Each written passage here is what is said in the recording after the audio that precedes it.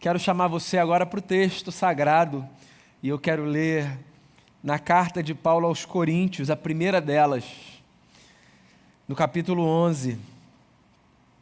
Paulo, ao que tudo parece, escreveu 3 cartas para essa comunidade. 2 estão aqui na Bíblia, uma parece que se perdeu. Na segunda carta que a gente tem, Paulo sugere isso no meio dela, que uma carta foi enviada e foi perdida. Então eu quero ler a primeira de possivelmente 3 cartas que Paulo escreveu para essa igreja, mas a primeira de 2 que você encontra na sua Bíblia. 1 Coríntios 11.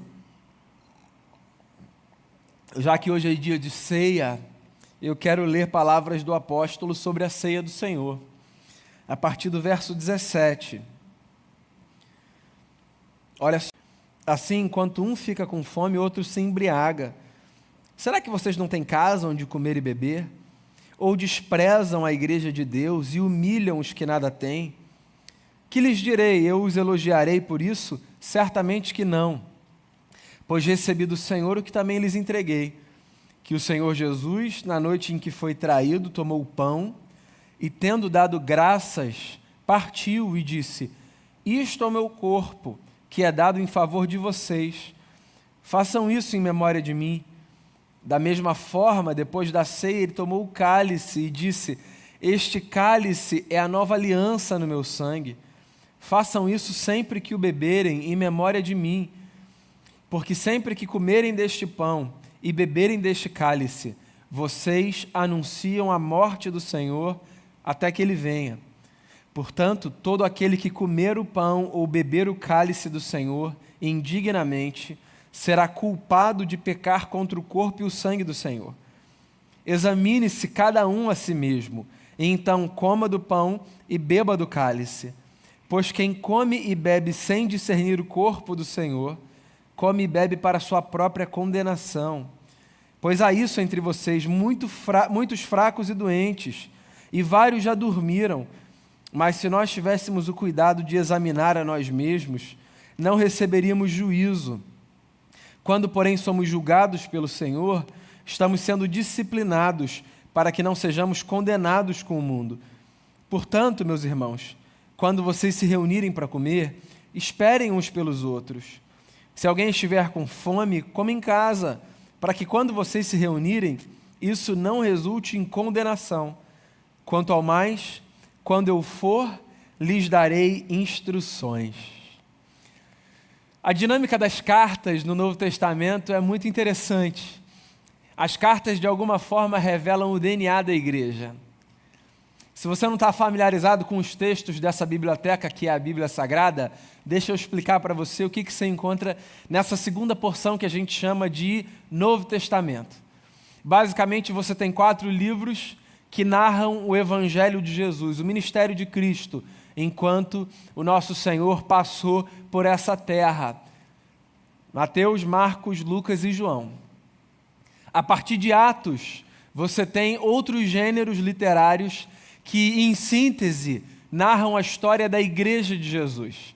Os 4 primeiros livros, então, do Novo Testamento, a história do ministério de Jesus, como ele caminhou, o que ele fez, o que ele ensinou, o quanto ele trabalhou para fomentar uma consciência naqueles e naquelas que o seguiam. A partir de Atos, a gente tem narrativas dessa comunidade, ainda nos seus primeiros dias, meses e anos, que caminhou sob o poder do Espírito de Cristo, guardando na mente e no coração aquilo que dele recebeu.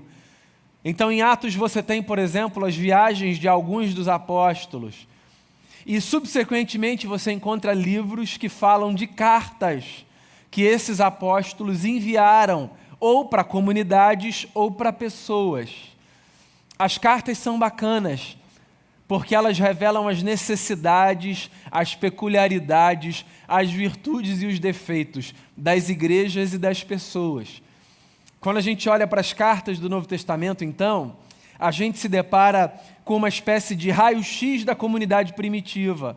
Sim, o que aquelas pessoas tinham de força, o que aquelas pessoas tinham de fraqueza. Cada carta evidencia um momento da história da igreja. E não apenas da história da igreja, mas de um pedaço da igreja, de uma comunidade particular. Pois bem, das muitas igrejas que a gente encontra no Novo Testamento, das muitas cartas que a gente tem disposição de ler e que a gente tem a possibilidade de esmiuçar, eu tenho a impressão, sempre que leio o Novo Testamento, de que as cartas à comunidade de Corinto evidenciam uma igreja bastante enferma. Sim, das igrejas do Novo Testamento, a impressão que eu tenho é que a igreja que se reunia na cidade de Corinto era mais problemática. E essencialmente por uma razão. Era uma igreja absolutamente fragmentada, dividida. Era uma igreja cheia de partidos. Uma igreja politizada, não dessa consciência política que a gente tem e sobre a qual a gente discute. Era uma igreja politizada porque dentro dela havia partidos religiosos. Sim, havia a escolha por líderes específicos. No começo dessa carta em especial, por exemplo, Paulo fala sobre o problema de aquela gente estar dividida entre os de Paulo, os de Pedro, os de Apolo, os de Cristo. A fragmentação da igreja de Corinto trouxe muitos problemas, porque você imagina uma comunidade que, como o próprio nome sugere, deve viver com esse espírito e com essa consciência, viver dividida, traçando riscas no chão, dizendo você fica lá, eu fico aqui, a gente não precisa se dar bem, eu não quero saber de você. Uma comunidade que vivia exatamente a antítese do espírito do Evangelho. Paulo então escreve para essa comunidade. E no meio de uma carta bastante dura, em que Paulo fala sobre os problemas da divisão, ele fala exatamente sobre os problemas concernentes à ceia do Senhor. Pois é possível que essa leitura do texto seja uma leitura diferente daquilo que você já recebeu quando pensa na ceia do Senhor. Até porque, irmãos e irmãs, hoje para a gente, a ceia, do ponto de vista da representação, é muito diferente daquilo que acontecia quando o povo no primeiro século se encontrava nas casas para participar da ceia do Senhor. A ceia do Senhor, na comunidade primitiva, não era um ato litúrgico curto de homens e mulheres que pegavam um pedaço de pão e um copinho de suco ou de vinho e tomavam dizendo isso é o que Jesus fez por nós. A ceia era a representação duradoura, longa, extensa, do que o Espírito de Deus, por Cristo Jesus, tinha proporcionado àquela gente. E o que é que o Espírito tinha proporcionado àquela gente? A possibilidade deles viverem como uma comunidade. Imagina, uma igreja dividida, partidarizada, politizada entre os seus líderes, uma igreja onde as pessoas escolhiam a quem seguir em detrimento dos outros e das outras. Como é que o espírito comunitário podia efervescer? E que sentido faria a ceia para uma comunidade absolutamente dividida? É disso que Paulo trata aqui. Por isso que ele começa o texto dizendo: eu não tenho elogios para você nesse quesito. E qual é o quesito? O quesito ceia do Senhor. Ele começa dizendo assim: quando vocês se reúnem como igreja, há divisões entre vocês. Até certo ponto, eu creio, é necessário que haja divergências entre vocês para que sejam conhecidas quais dentre vocês são as pessoas aprovadas. Agora, quando vocês se reúnem, saibam de uma coisa: não é para comer a ceia do Senhor. Olha só que denúncia interessante que Paulo está fazendo aqui. O que Paulo está dizendo é que aquela gente se reunia não para a comunidade. Aquela gente se reunia para qualquer outra coisa, menos para celebrar o espírito comunitário. Essa tem sido uma fala desde o início da nossa quarentena, nesse tempo em que nós temos estado privados dos ajuntamentos. É muito fácil a gente associar ajuntamento ao espírito comunitário. O texto que o Damião leu no começo dessa celebração é um texto que muitas vezes leva a gente a tratar ajuntamento e espírito comunitário como sinônimos. Oh, como é bom e como é agradável quando os irmãos estão unidos. Muita gente lê esse texto como se ele fosse o seguinte: como é bom quando está todo mundo junto. Mas a verdade é que pode estar todo mundo junto no mesmo espaço, mas vivendo uma consciência completamente dividida e fragmentada. Porque ajuntamento e espírito comunitário não necessariamente caminham na mesma página. Sim, é possível que pessoas se reúnam sem que cultivem o menor espírito comunitário. Aqui eu não posso não me lembrar de uma experiência que eu tive na minha pesquisa de doutorado, quando numa das muitas entrevistas que eu tive de fazer, analisando movimentos religiosos, eu me deparei com a fala de uma senhora que numa experiência de culto e fazendo uma solicitação a outras pessoas para que abrissem espaço para que ela chegasse mais perto do altar com a sua mãe, que era uma senhora e que queria chegar perto de uma figura de liderança que aquela mãe julgava ser importante chegar perto, ouviu o seguinte de uma pessoa que estava à sua frente: se você quisesse chegar mais perto, chegasse aqui mais cedo. Eu aqui não vou perder a minha bênção para dar para a senhora. Essa fala assustadora, ela evidencia a fragmentação do espírito comunitário, certo? Há muita gente no ambiente, mas cada uma pensando em si. É possível que a gente se reúne nesse prédio, que a gente se reúna numa comunidade de centenas de pessoas e que cada um pense em si, apenas em si. É possível que você feche os seus olhos em oração diante de Deus e sozinho na sua casa traga uma comunidade consigo. Porque você não precisa estar necessariamente no meio de pessoas para que você viva a consciência comunitária. Ainda que o ajuntamento seja maravilhoso, é bom a gente se lembrar que ele não é sinônimo de espírito comunitário. O que Paulo está dizendo é, quando vocês se reúnem, vocês não se reúnem para a ceia. Vocês se reúnem para qualquer outra coisa, não para a ceia. E por que Paulo fala, vocês não se reúnem para a ceia? Por uma razão, irmãos e irmãs. A ceia pressupõe a consciência do benefício comunitário do sacrifício de Jesus. Pois é, antes de chegar nesse ponto, aqui está a denúncia explícita de Paulo. O que ele está dizendo é, vocês não esperam uns pelos outros. Vocês são apressados e mais do que isso, vocês não se importam com as outras pessoas.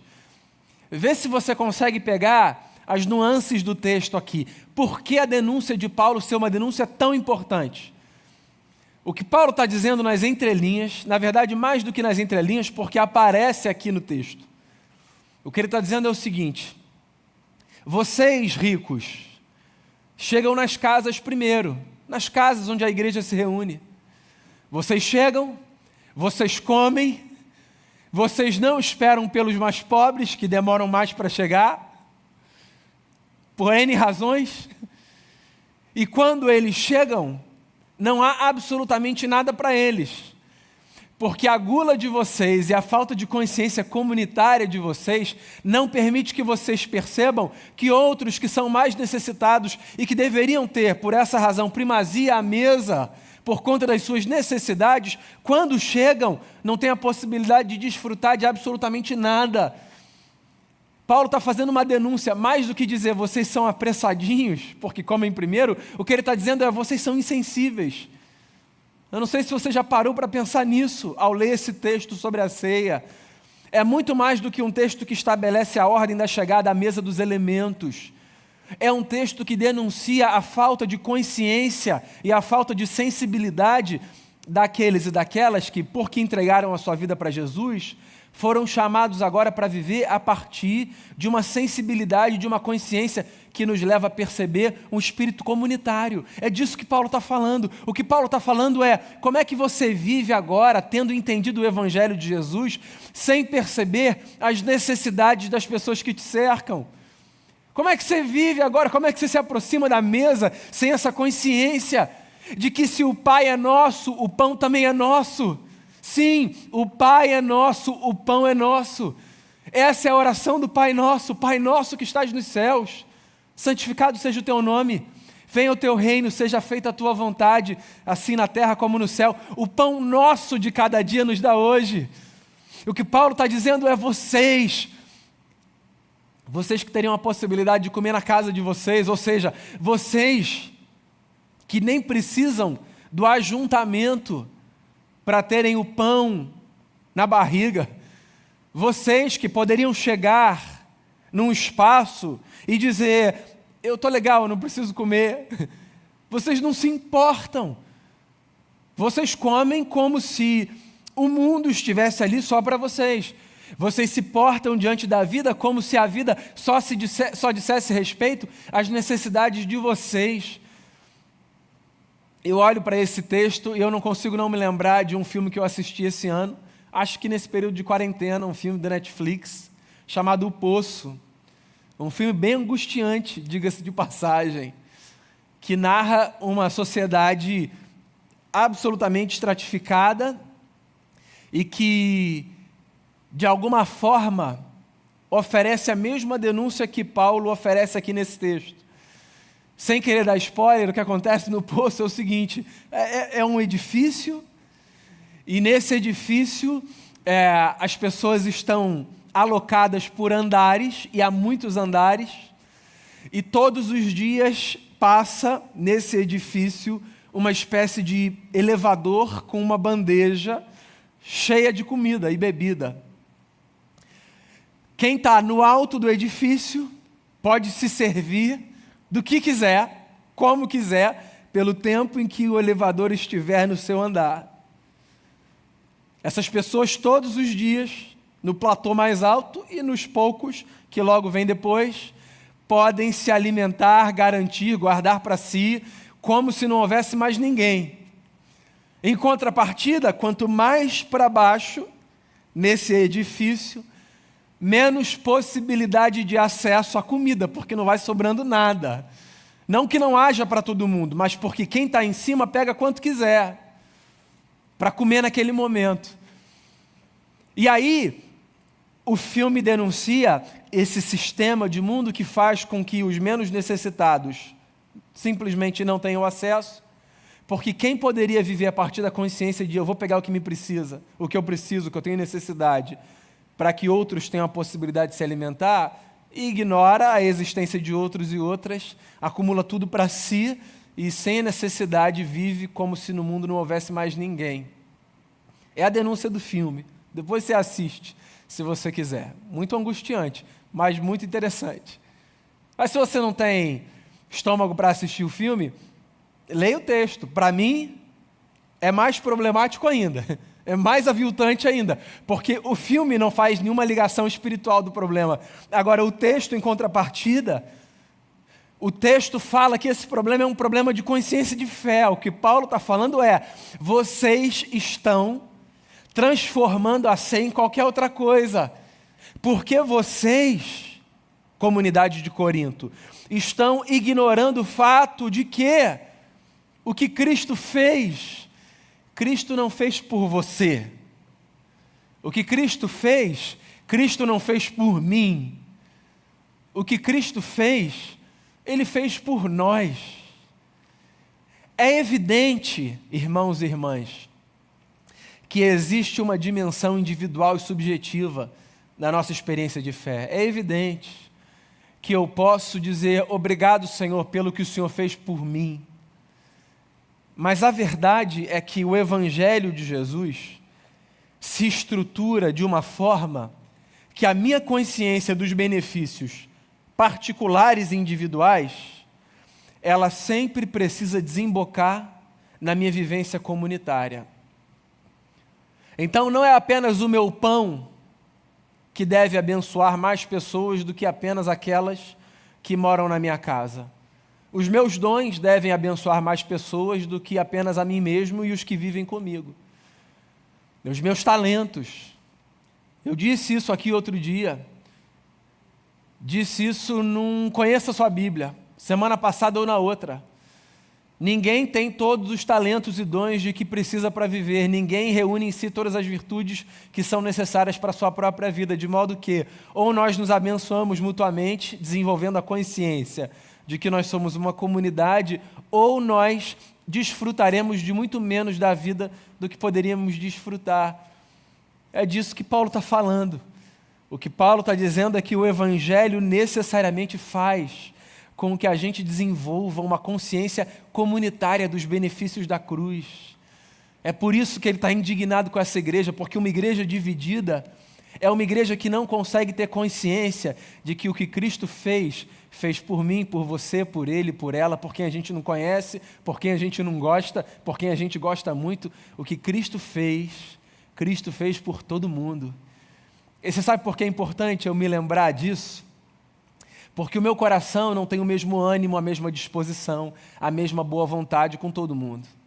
Mas o coração do meu Pai tem.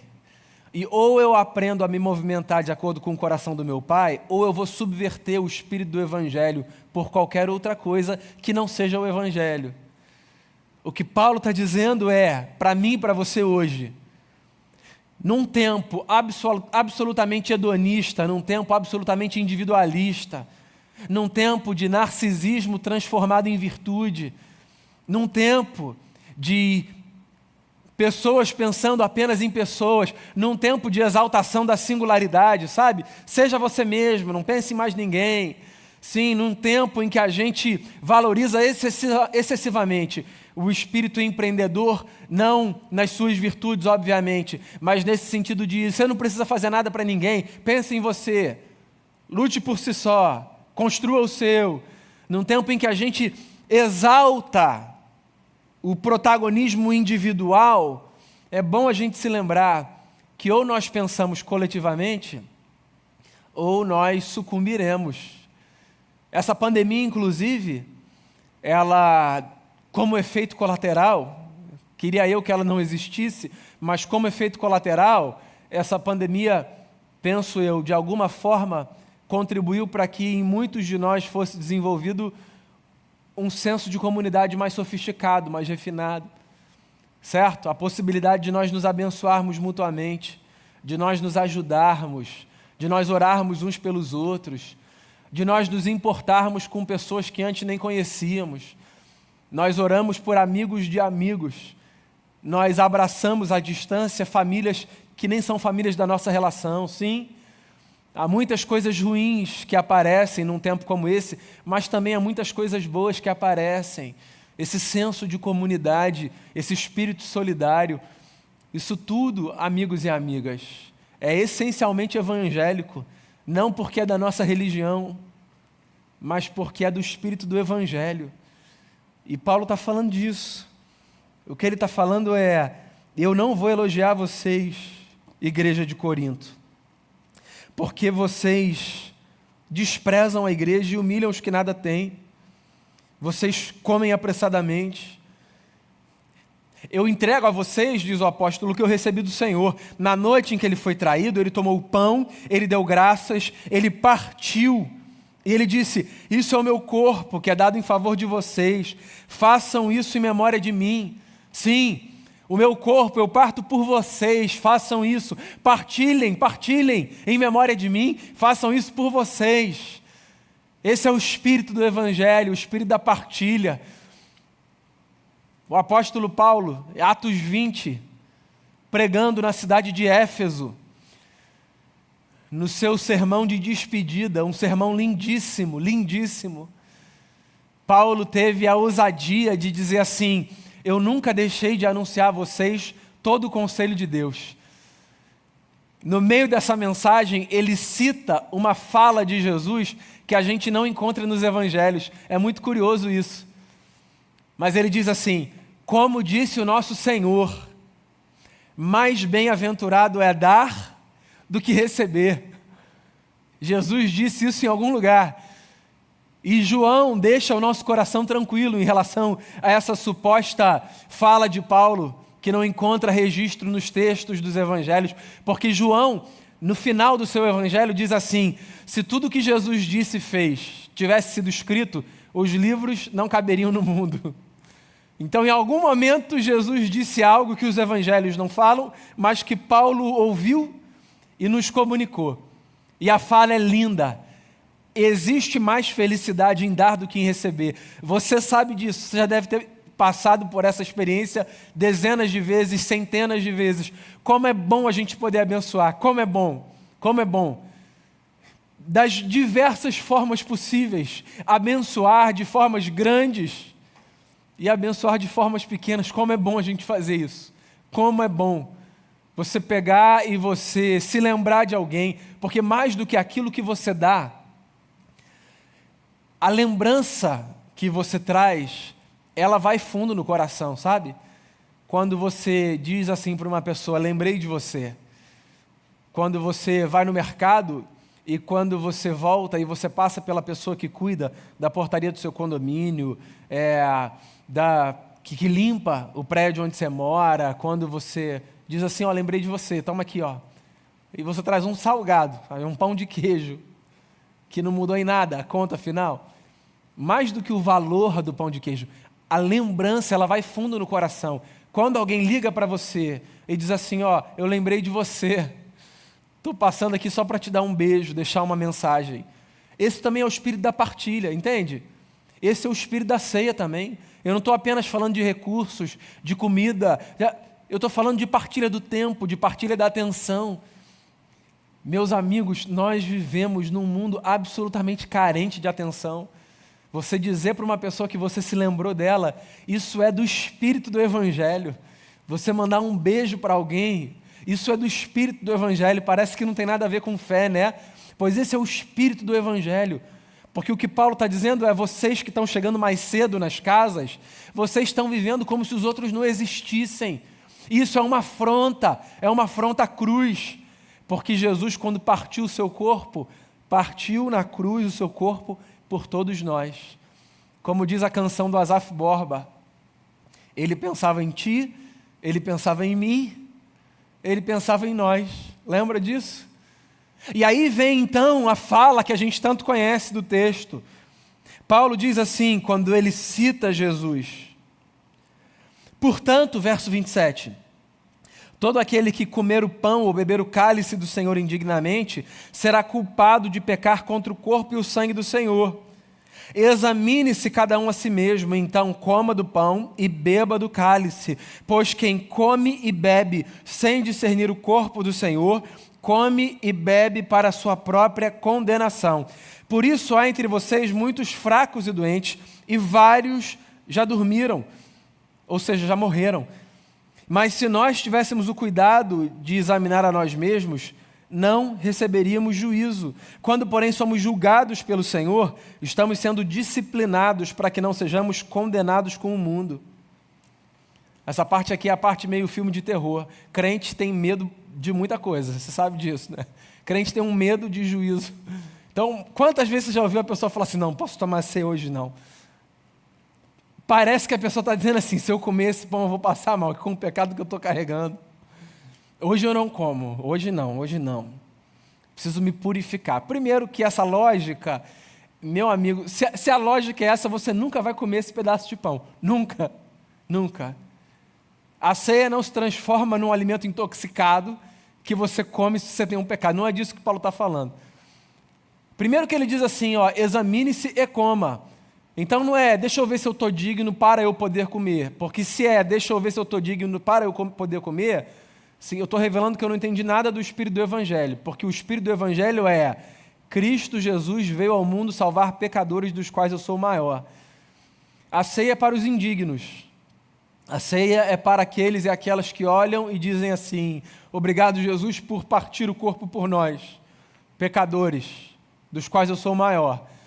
Porque por mim mesmo eu não encontro dignidade na vida para participar desse amor tão grande que Deus revela pela humanidade. Então o que Paulo está dizendo não é pega o pão só se você não tiver nenhum pecado. O que Paulo está dizendo é tenha consciência. O que Paulo está dizendo é faça análise, faça exame. Seja autocrítico, seja autocrítica. Tenha capacidade de discernir o espírito que te cerca. Tenha capacidade de discernir a sensibilidade ou a falta dela. Não para dizer, não posso, mas para mudar de mente. O Espírito do Evangelho chama a gente o tempo todo para mudança de mente. Então não é, veja se você tem pecado para saber se você pode comer.